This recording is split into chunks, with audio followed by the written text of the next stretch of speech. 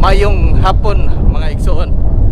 Karong adlaw anaa kita sa F. Ramos Extension Access Road. Padung kini siya mga igsoon sa Llorente Street. So gikan sa MPYAP kining Bayfront Hotel sa Capitol site nga branch nila.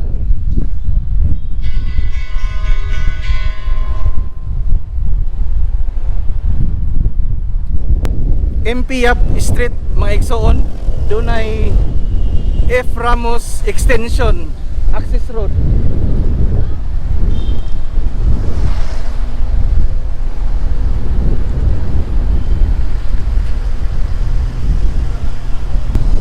So sa pagkakaroon mga igsoon, kining access road padong sa Llorente Street gikan nga ni sa MPYAP open to vehicular traffic, so di pa mahimong maglakaw mga igsoon tungod aduna pay construction nga naa sa kilid.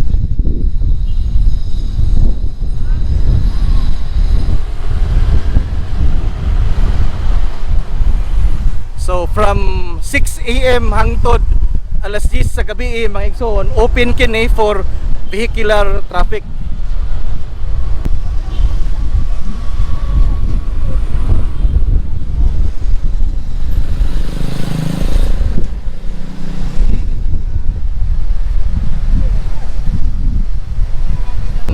Yes, open to public motorist na kini.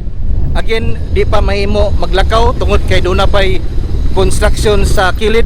Apan ang vehicular traffic mga igsoon mahimo nang musod sa F. Ramos Extension padung adto sa Llorente, and doon na po siya ilaing access road mga igsoon padung sa Baseline Center.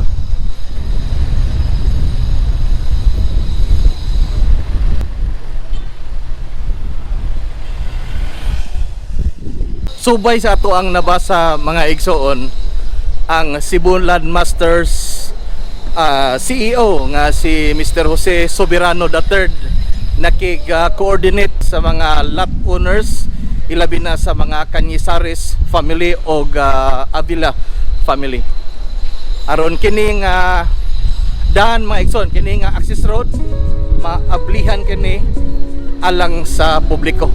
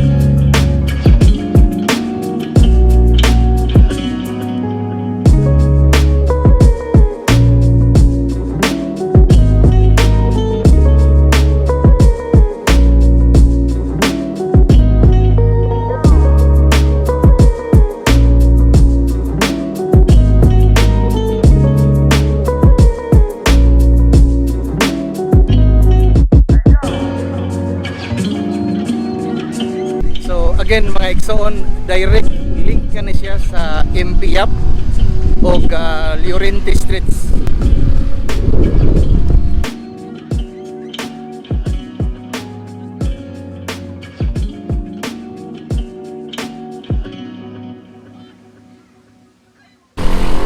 So gikan nga ni sa Juana Osmeña Street and iskina MPAP mga igsoon.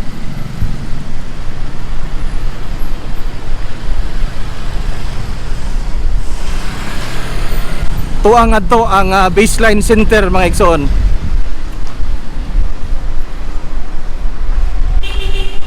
So gikan nga ni sa MPAP dunay access road.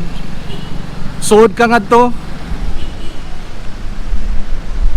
Gawas ka sa Llorente and then doon na po'y access road nga makagawas ka nga ni sa Juana Osmeña Street.